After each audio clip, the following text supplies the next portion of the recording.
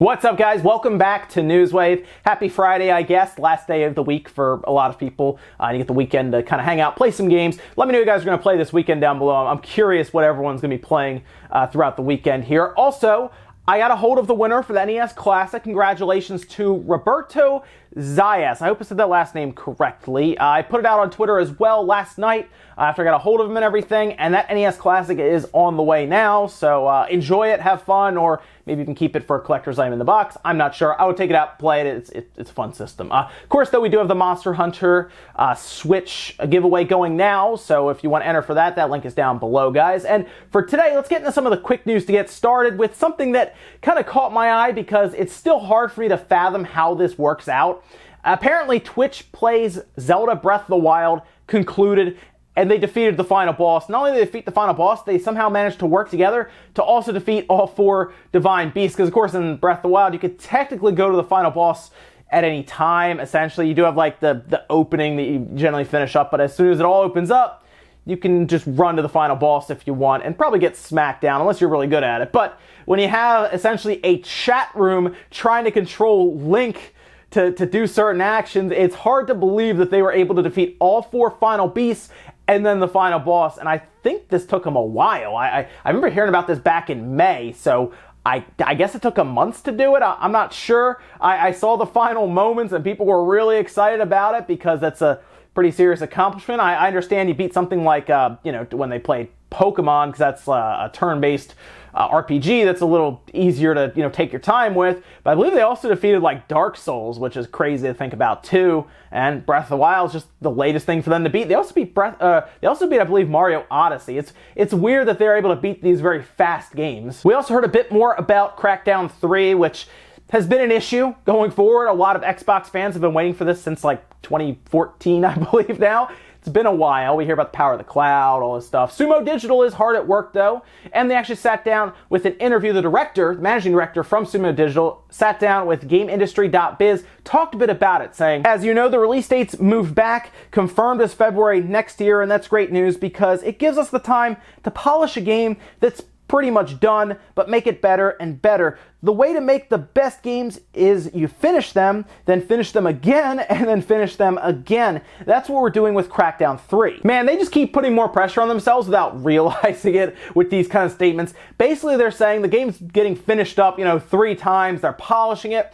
This game, I feel like, has to come out and not only be good, but it has to be polished, mostly bug-free, right? Like State of Decay 2 released, and that thing was very buggy. There was the point where reviewers were saying they were like losing characters in a game with permadeath, by the way. They were falling through stages and glitching out.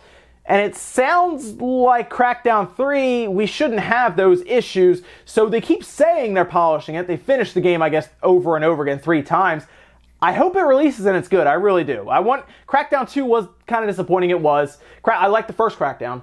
I'm hoping 3 is good, but it's not even going to matter as much about the single player as everyone's going to be focusing on that cloud processing. And if that doesn't live up to the hype, those will be some fun headlines. Also, we need to quickly talk about the Tiny Metal controversy. Remember how a while ago we talked about how they were being accused, I believe Area 35 and the developers behind it, because they were also working on, I guess it's still happening, a Kickstarter, the Phoenix game that was going on, where they were technically being accused by an ex-employee that they were embezzling funds from that Kickstarter to get Tiny Metal off the ground.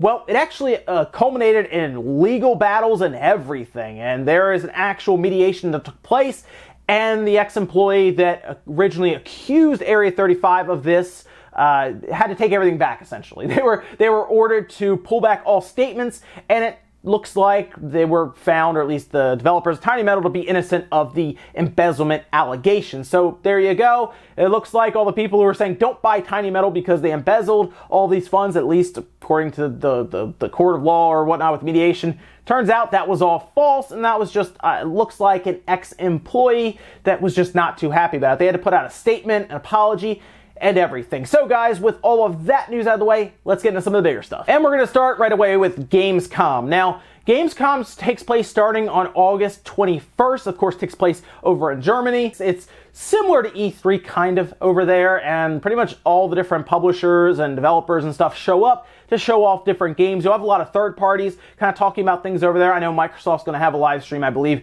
Nintendo's also going to have live stream, and we did get a full details about Nintendo's presence there, and they gave us a whole list of games, and some of them are going to be interesting to people because there's one that I kind of just forgot about completely, and then there's another that people are worried that Nintendo and Bandai Namco forgot about. That's Dark Souls Remastered. People are concerned that it's getting delayed completely and it's getting canceled and stuff.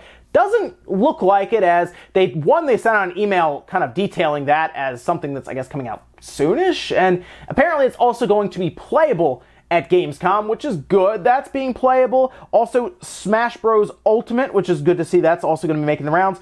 FIFA 19, Dragon Ball FighterZ, and then you'll also have Killer Queen Black, Starlink, Battle for Atlas, and the one that I actually forgot about, let me know if you did too, Travis Strikes Back No More Heroes will also be playable there, which is great because I thought that game was supposed to be coming out soon. Like, I feel like that was supposed to be coming out in the back end of summer into fall, so that's one that I would hope to see a release date soon. Technically, they could tell us a release date here at Gamescom. That would be kind of cool. But yes, Dark Souls is going to be playable. Once again, we've already seen it playable before at different trade shows, but this will be, I guess, the latest build, and maybe they're ready to tell us about a release date. We've seen some floated around in October, is what some people have said, where Amazon has sent out emails about it possibly being like October 1st, or I've seen October 15th.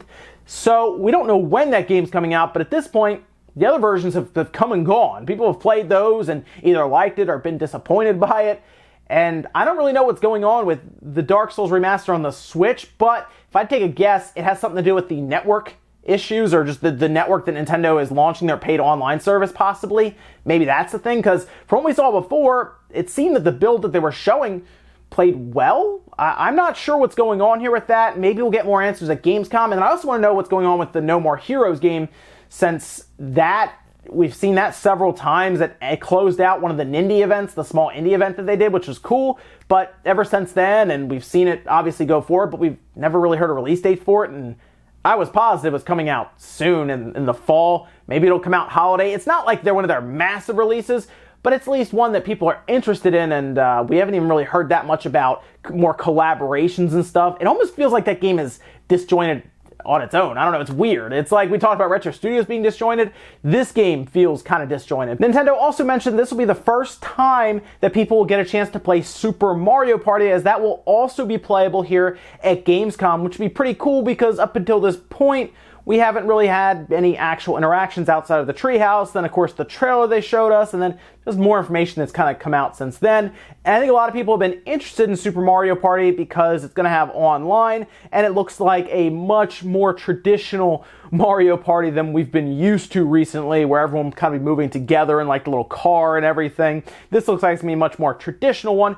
So I'm hoping we get some interesting footage from people who go and kind of cover the event, and maybe we get to see Super Mario Party in action in a less controlled environment than obviously the treehouse. But we'll see. Maybe they'll even announce a release date at Gamescom, but as far as we know now, Nintendo's showing up, a bunch of playable games. Should be fun. Next up, let's talk about SEGA, because they did release their previous fiscal quarter. Remember we talked about how Nintendo did theirs, Sony did theirs. SEGA put theirs out as well, and that's the 3 months ending at the end of June. So, of course, April, May, and June. They put out numbers, and honestly, they weren't that good. They were down pretty far. They weren't losing money, but they were barely making money, essentially, which, it's not very good, but it was kind of a down time, I guess, for them in there, and they are looking forward to things like their Shenmue 1 and 2 that's coming out, and then some others.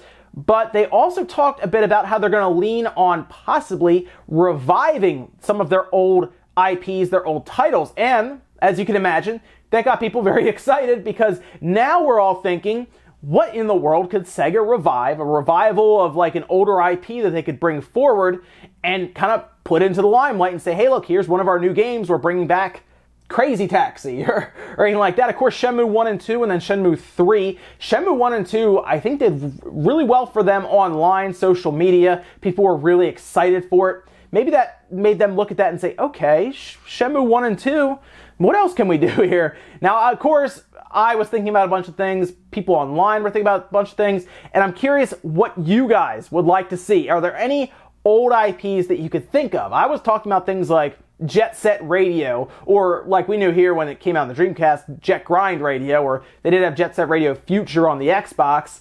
I wouldn't mind seeing a sequel to that. They also have their Shining series, where it could be like some new Shining game, like how they had Shining Force, or maybe they actually do something with Phantasy Star outside of their MMO. That would be cool. They got Panzer Dragoon, Knights, Skies of Arcadia. Man, can you imagine if they did another Skies of Arcadia? The one on the GameCube is like super expensive. I think it's like $50 or something, which is crazy. But I mean, that was like the last time I remember really playing Skies of Arcadia. It was on the Dreamcast, but I specifically remember playing on the GameCube and liking it. And if Octopath Traveler has taught us anything so far, it's that an old school JRPG still works in this day and age if you do it right. So yeah, Sega, let's get some of your old IPs out, bring them up to, 2018 standards, whether it's visually or just mechanically, and let's put some out. Get some collector's editions going, have some fun with it, and kind of hit that nostalgia bone a bit. And in our last bit of news, let's talk about Valve.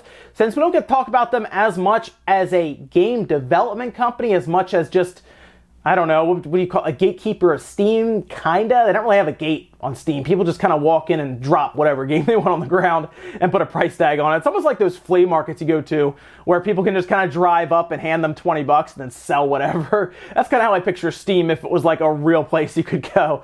But Valve is, as they've said, back in the business of making games, and Artifact seems to be their next actual release, right? That's the one we heard about last year. It's their card game, but it's a bit different than card games that we know now. Something like Hearthstone, for example, which is free to play. This is going to be more of a paid model. As in, you buy in, you play the game, and it's going to be kind of like Magic the Gathering because they actually have the person who created Magic the Gathering making this game, who's Richard Garfield, who was the lead game designer there with Magic the Gathering. It's going to be using the Source 2 engine. Okay, cool. And it's heading to Android, iOS, Mac, Windows, Linux, everything pretty much, with Android and iOS falling to next year because Artifact is actually coming to Windows, Mac, and Linux November 28th, and it's going to be $19.99. Now, I said before, this was confusing to some people because they didn't want it to cost anything. They want it to be free to play. People don't really understand why it costs money. But I also wonder if people really want that free-to-play model that badly. I mean, I guess it's good because you can just download it and try it if you want. You don't have to buy in. But $20 isn't like a massive... It's not like a massive hurdle to get over if you really want to play it. And it is a card game that is based, I guess, on Dota 2, as you can see like the different characters and everything there and the designs, and it takes inspiration from it, obviously, because if you look at Eurogamer's video of it, which is pretty interesting, it actually has 3 different boards kind of simulating different lanes in Dota 2, and it looks like a very polished, a very well put together game, by the way, with the gameplay they showed, where you kind of go between the different lanes. You have your little character down there that takes your deck of cards with you wherever you go, and you basically battle it out on those 3 different lanes, and you try to destroy, I believe, 2 towers. So it looks very in-depth, but my one question here is, how do they go about getting people to log in consistently and stop by all the time? Because those free-to-play models, of course, use things like daily rewards, for example, or quests.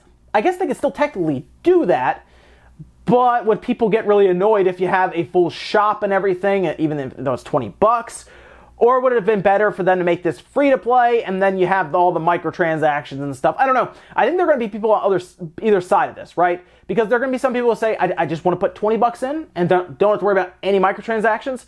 Or there are some people who just want to for free and then I'll treat it like a card game in real life, like a Pokemon or Magic the Gathering, where I have to buy booster packs with real money. I don't know. I like the idea of them trying something different, though, trying a paid-for card game. And we'll see if any... I guess if any microtransactions show up in there, because then why would you charge for it? But we'll see.